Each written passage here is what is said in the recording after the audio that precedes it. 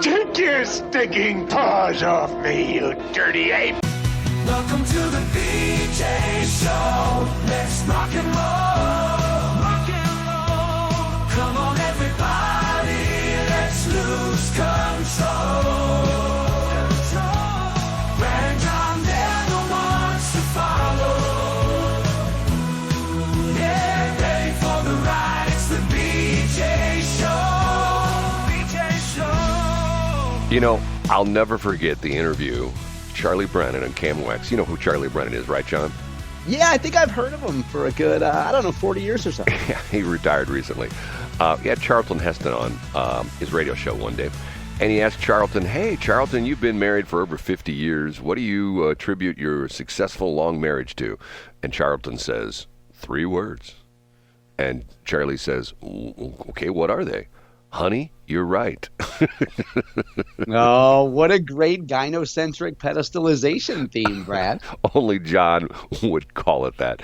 Okay, that is John Combest, JohnCombest. JohnCombest.com is his website.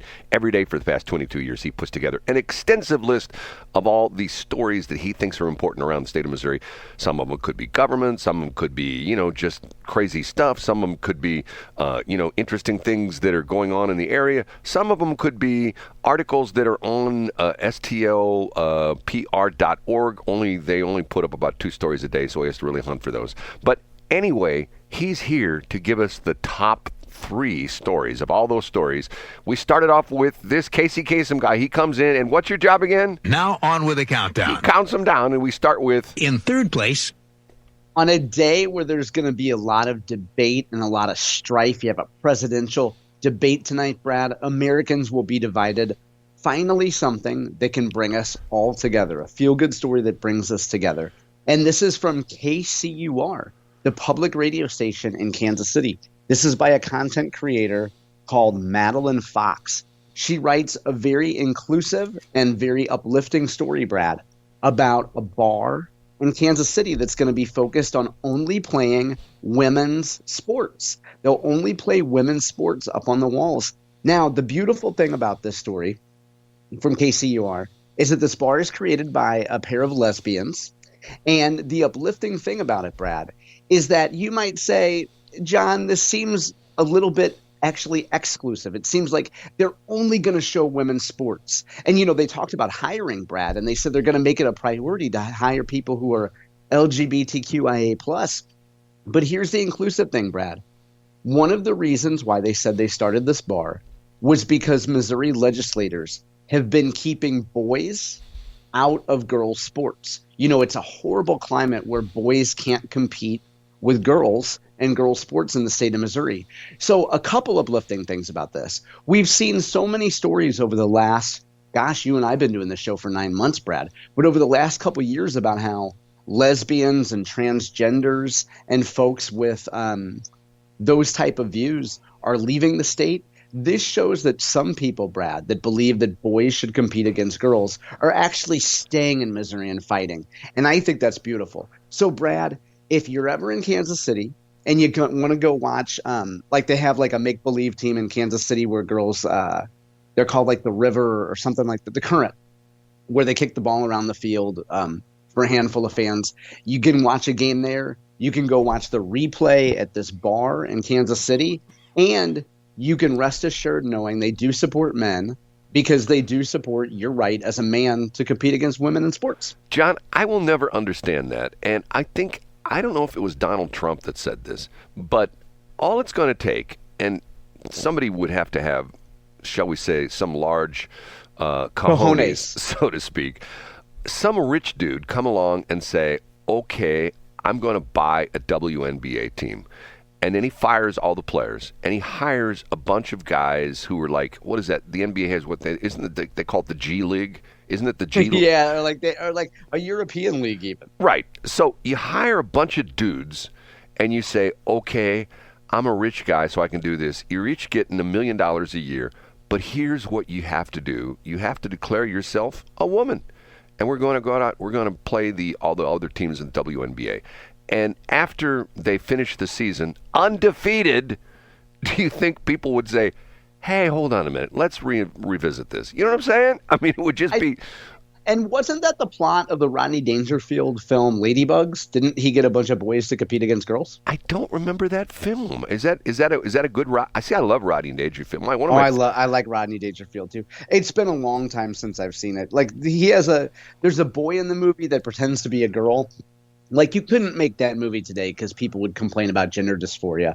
But you're right, Brad. And anyway, the great thing that public radio stations do, whether it's St. Louis Public Radio or Kansas City or KCUR in Kansas City, is that they do a really good job of taking the most progressive businesses and propping them up. Now, our friend Tony Bateo, Tony's Kansas City, has a blog post today where he says he's essentially taking bets on how long this lesbian sports bar lasts. And people can go in the comments and say, hey, I think they'll last for a year. I think they'll last for 2 years. You never see when these brave businesses start, Brad, you see a lot of stories promoting them, but you never see too many stories from the media when they eventually shutter because nobody wants to support this stuff.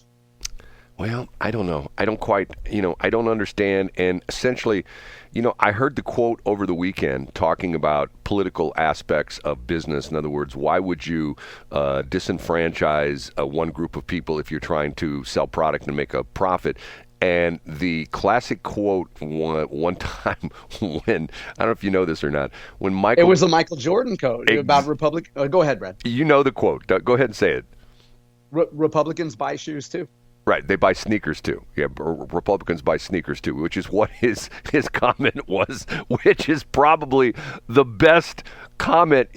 Once again, brevity of the sentence. It's four words, and it's to the point where you think like, okay, I get it. He's essentially saying, why would I want to disenfranchise? Yeah, I am a Democrat and I have Democratic and liberal leanings, but why would I want to essentially cut off or disenfranchise half my potential buying audience, half my customers? Hey, Republicans buy sneakers too.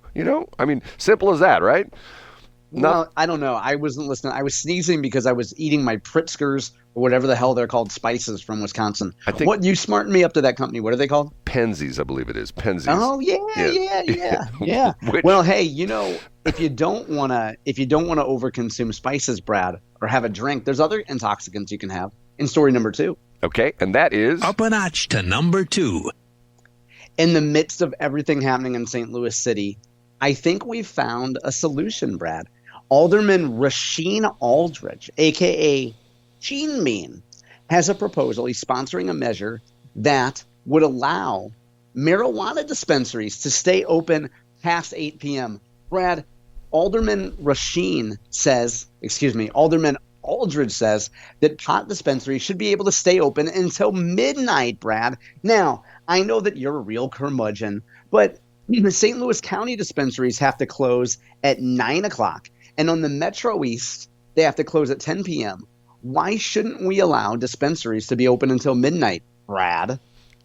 I think they should be open 24 hours a day, 7 days a week. I was going to say that to Brad. I knew you and I would be on the same page. Why do they ever have to close? Yeah, what if you get a Jones at 3 a.m. for some Northern Lights, or you're supposed to just go to you don't want people going to the street corner for marijuana, Brad. You want the city and the state and every municipality to get some of that cash. Look, I agree with you 100%. Run the place 20. I'm a 24/7. The radio stations. This radio station runs 24/7, 365. As far as I'm concerned, that's another casualty of the pandemic that a lot of places, like for example, a lot of the schnook stores were open 24/7, 365. Not anymore. Most of them they open up at 6 o'clock in the morning, and sometimes some of them close at 9 o'clock at night. I mean, when I want to go in there and get a schnook's donut at 10 o'clock at night and they're closed, God, it bums me out. I mean, I know, and you probably have to go to, Strange Donuts, or you probably got to go to drive up the Florissant to get them, Something like that. Okay, are we done with that one? We're done with story number 2. I would also point out that the Jefferson City News Tribune has another marijuana story today. The state is eclipsing, Brad, the $3 billion mark. Not for this year, but since the programs have been in place.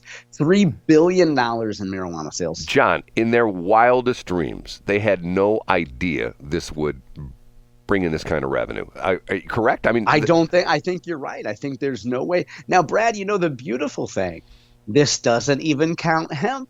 This doesn't even count those other intoxicants that you can purchase. This is just over-the-counter legal marijuana sales.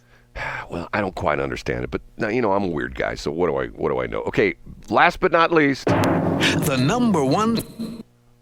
Rudy Keller, who's a blogger at the Missouri Independent, has a piece up today about Republican primary spending, Brad. The headline is, Republicans combine to spend $65 million in Missouri primaries for statewide office. Rudy goes through and breaks down the spending for each race from governor to attorney general. Rudy does what every really good content creator or reporter does, which is go through and not just count what the campaigns themselves spend, but count what the PACs spend. So the affiliated candidate committees that also purchase ads on television and digital and radio and other outlets. And he quantifies all the money that was spent. And then he breaks it down, which I think is pretty unique, Brad. I've seen others do this, but I think it's good that Rudy did this. How much they spent per vote. Now, in the governor's race, Brad, Mike Kehoe spent exactly – hold on, I should have had it right up in front of me here. Kehoe spent about $64 for each vote that he ended up getting in the primary. So $64 a vote for Kehoe. Bill Eigel spent $25.46, so roughly $25 a vote. And Jay Ashcroft spent roughly $28 a vote. So Kehoe, by a wide margin, outspent his opponents. But it looks like, Brad, Bill Eigel got the best deal in the governor's race. And then of all the other stats that you have here, I think it's interesting to point out that Denny Hoskins spent only $3 per vote for his primary win in the Secretary of State. Now, you did have 8 candidates in that race. But Rudy's other point is that money doesn't always translate into winning. So, for example, Lincoln Huff spent more money in the lieutenant governor's race, but David Wassinger won that race. So $65 million spent in Republican primaries, Brad. You know what's sad about that, John? What's that? I think that it's very, even though, well, I'm not going to say this because you're going to say I'm butthurt because of the fact that I got practically no money from any of the politicians for advertising. Okay, hold on. 11.59. What's 11.59? How many seconds after I stopped talking that you had to mention that? Go ahead, Brad. Okay. 11.59. I texted a listener this morning and I said, how many seconds do you think it will take after I finish campaign spending for Brad to mention the phrase I used was low self-esteem theater. 11.59 seconds, Brad. Go ahead. But finish your thought. Because I can't read your mind at all, Brad. Go ahead. Here's my thought. I would rather have it, this crazy stuff with especially the yard signs. I'll never understand the yard sign thing. Never, as long as I live. I never understand the yard sign. Plus, the fact that in most municipalities, you can't put yard signs up unless they're for politicians. So why should there be an exception? But here's my point. How much did Kehoe spend? What was it? $64 per vote. I think that they should, and would it be illegal for Mike Kehoe just to announce, hey, we've got people at all the polling places, and if you come in and you pledge to vote for Mike Kehoe, we'll give you $65. I mean, talking about, they always complain about low turnout in the primaries. There would be a lot of people, and see, the interesting thing is, this would be true market forces because of the fact you've got, maybe let's say this is a high-end voting place, and you've got Mike Kehoe himself, you have Jay Ashcroft himself, and Bill Eigel himself. And as you approach, there's the 3 governor candidates, and Bill Eigel says, hey, I'll give you $30. And Jay Ashcroft says, well, I'll give you 40. And Mike Kehoe says, 65 smackaroonies right here in your hand. You put that little pencil mark or whatever it is in the little thing for me. And deal. $65 you go in. And think about it. If there's enough people on the ballot, who would do that, like let's say you got the governor, your lieutenant governor, secretary of state, you could walk out of there with $200-300. You know what I'm saying? Yeah, that's not a bit. Now, the only catch to that is that the municipalities and the state would want a piece of that money. Well, that's fine. You could have the mayor. And you can stack. Can you stack the vote buying taxes. Well, sure, but you could have the mayor on the way out, okay, we saw you take $200, we want 3% of that, and then the guy from the federal there, county is there, okay, fine, but you still come out okay. Let's say you went in, you got $200 on the way in, and on the way out they dinged you for $20-$30 in user fees, whatever. You're still up above. You're still up. Right. And now, you're still making money off it. And speaking of Jay Ashcroft, the story, which is a huge story in Missouri today, as a follow-up from yesterday, is that at 8:30 today, the Missouri Supreme Court will get together and decide whether or not abortion will remain in the ballot. We talked about it yesterday, Brad. I'm as close to certain as could be, as a pessimist, that of course abortion is going to stay on the ballot. I don't think there's any way the Supremes would decide to kick it off the ballot. And you agree, right, Brad? Well, I have so many questions for you because there's a thing just this morning. Matter of fact, I've got it noted here. I'll tell you what, let's break early and let's come back and talk about that because there's, it bothers me what I see happening because first off, am I a fan of this a constitutional initiative petition thing where you can change the Constitution? No. And a perfect example of this is how flawed the marijuana thing was. All the questions that are still up in the air. Plus, they threw the zinger in there. They threw a deal where, hey, and we're going to hire a DEI person for the state of Missouri. Okay, what does that have to do with marijuana? Where did that come from? Okay, but I don't understand, and I'll read you something that I've screenshotted. You're a big Twitter guy. Have you seen this tweet from Jane Duker? No, but I'll go there during the break. Okay, we'll talk about that coming up next break, okay? Thanks for checking out the Brad and John Show podcast. This segment of the show is brought to you by John Combest's book, Stalking, Harassment, Internet Trolling, A Guide to Recovering and Rebuilding After Online Attacks. It's a great reference if you've ever been the unfortunate target of a social media attack. It's available on Amazon. Just search John Combest. That's Combest, John Combest, and the book will show up in your search results. Now it's time for another segment of the Brad and John Show. Can you handle it?